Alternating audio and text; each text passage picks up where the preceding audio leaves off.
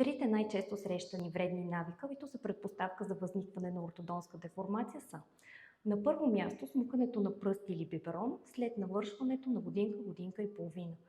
Второ, дишането с отворена уста. И трето, неправилното преглъщане. Смукането на пръст или биберон, както и неправилното преглъщане, водят до избутване на горните и долните предни зъби напред, което може дори в някои случаи да доведе до възникване на разстояние между горните и долните предни зъби. Знаете ли, че езикът оказва налягане всеки път, когато преглъщаме върху зъбите, около 300 или 500 грама? При различните деца е различно. Смукането на биберон или дишането с отворена уста са предпоставка за оказване налягане върху горната челюст, което не позволява нейното нарастване и това може да е причина за възникването на кръстосана захапка.